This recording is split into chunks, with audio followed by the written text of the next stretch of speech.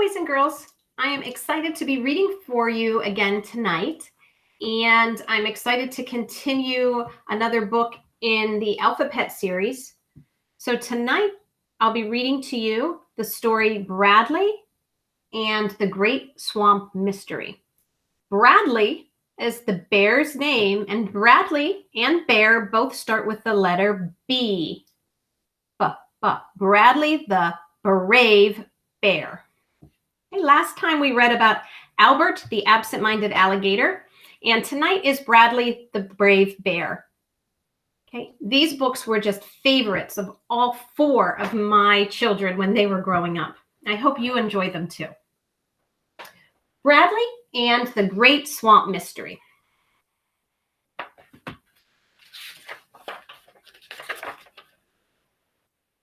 One hot summer day, Bradley the brave bear was visiting his Alphabet friends for a picnic at Old Great Swamp. Ziggy the zippy zebra arrived early. "Hey there, Ziggy," called Bradley. "It's a good thing you take vitamins. That basket looks mighty heavy." "It sure is," said Ziggy. "It's full of bread, bologna, bananas, and big bottles of blueberry soda. And I even brought my banjo."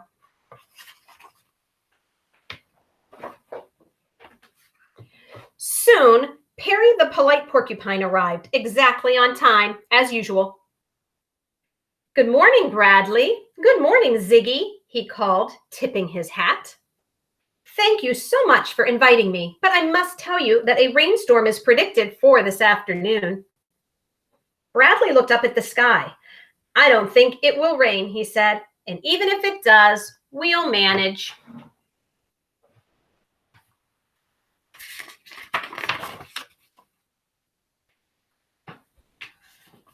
Then Fenton the fearful frog and Ivy the impatient iguana arrived. "I'm afraid we're a little late," Fenton said. "I had to pack my bandages, my insect spray, my sewing kit, my flashlight, and my toothbrush just in case." "It's going to rain, you know. Are you sure we should go on this picnic? Will we get wet? Will we catch cold? Will we be hurt?" Ivy hopped up and down. "Enough talk," she shouted. "Let's go, let's go. I can't wait another minute." "What are we waiting for?" "I suppose you're all waiting for me," called Lizzie the lazy lamb as she walked slowly up the path. "Sorry I'm late, but I was tired and sat down to rest." "Well, I guess we're ready to go now," said Bradley. "Follow me."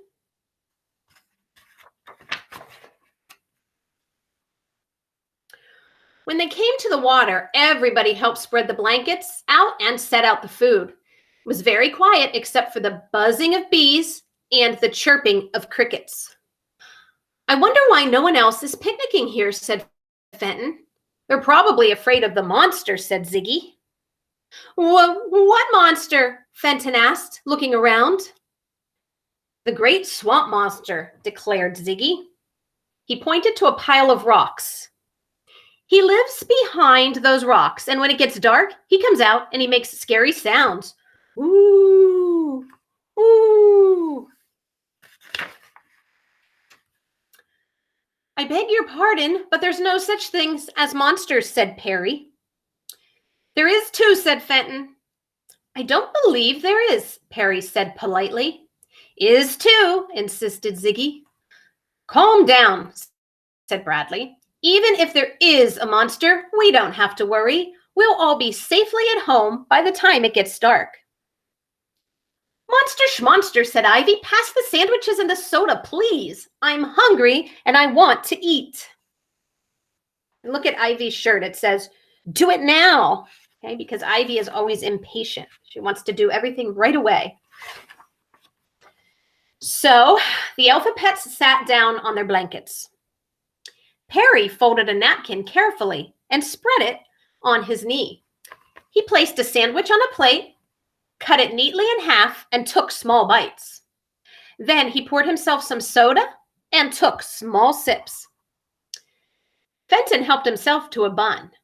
Then he emptied his just-in-case bag and checked to make sure nothing had been lost. Ziggy tuned his banjo while he sipped his soda. Lizzie fell asleep while eating a bunch of grapes. Bradley finished his sandwich and lay on his back looking up at the sky. He pretended that the gray clouds were puffy little dinosaurs.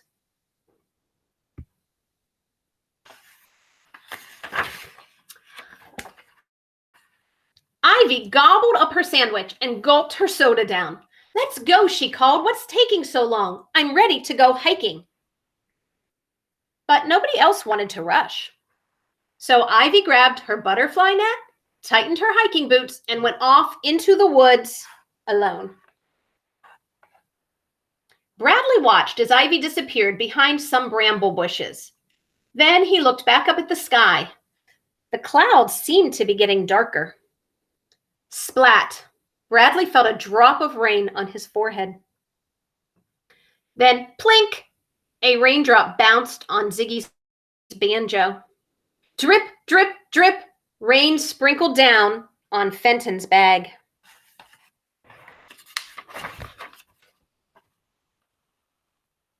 Boom! The sound of thunder rumbled in the distance. Crack! Lightning zigzagged across the dark sky. Fenton started to tremble. Oh my, it's really dark now, and I think I hear the monster coming," he cried. "That's only thunder," said Bradley. "We'd better make a tent out of these blankets." Bradley woke Lizzie, and they all crawled into the blanket tent together. "What about Ivy?" Perry wanted to know. "Why isn't she back yet?" "The monster will get her for sure," said Ziggy. "Yes," whispered Fenton. "The monster will get us all if we don't leave here right away."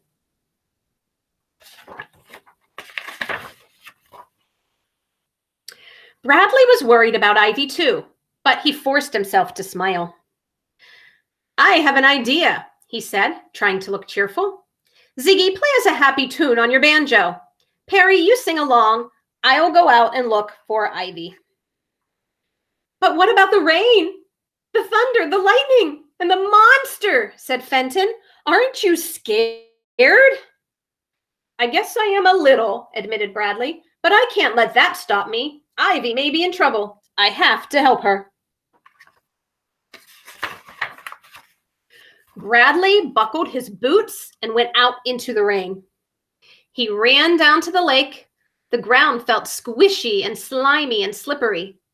He looked behind every bush and up and down the path, but Ivy was nowhere to be seen. "Ivy! Ivy!" he shouted. There were dark shadows on the swampy water, and over on the rock pile, Bradley saw a strange shape. It's right here, guys. You see that? Was it the great swamp monster? Bradley's heart was beating. Thump, thump, thump. Suddenly, Bradley heard a faint cry. "Help! Help! Somebody help me, please!" The sound came from the rock pile. It sounded like Ivy. "Hold on, Ivy," Bradley called. "I'm coming." Bradley made his way through the puddles and around the rocks. And there was Ivy, cold and wet and trembling. "Oh, Bradley, am I glad to see you," she cried. "I tripped over the rocks and hurt my ankle. I'm afraid I can't walk." "Lean on me. I'll help you back," said Bradley. When the Alphabets saw Bradley and Ivy coming down the path, they cheered and clapped and shouted, "Hooray!" Suddenly, everyone noticed the rain had stopped. Everything was quiet again. The sun came out from behind the clouds and shone through the last glistening raindrops. And in the sky above the rock pile, the most beautiful rainbow appeared. "That's Bradley's rainbow," cried Ivy. "Bradley is our hero." Yes, everybody agreed. Bradley is the bravest bear there ever was.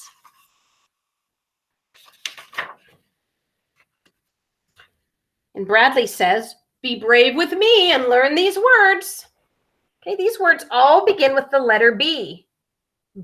Bird, basket, ball, book, bat, bottle, banjo, butterfly, bananas, and boat. The beginning of all those words start with the B sound. B. And at the end of all the alphabet books, there's the alphabet. My kids and I used to sing the alphabet song together when we got to the end of an alphabets book. Would you like to sing along with me? Okay, there's our alphabet. A, B, C, D, E, F, G, H, I, J, K, L, M, N, O, P, Q, R, S, T, U, V, W, X, Y, Z. Now I know my ABCs. Next time, won't you sing with me? Okay, bye, boys and girls. Till next time. The next book would be about Connie the Cuddly Cat, and I can't wait to read it for you. Good night.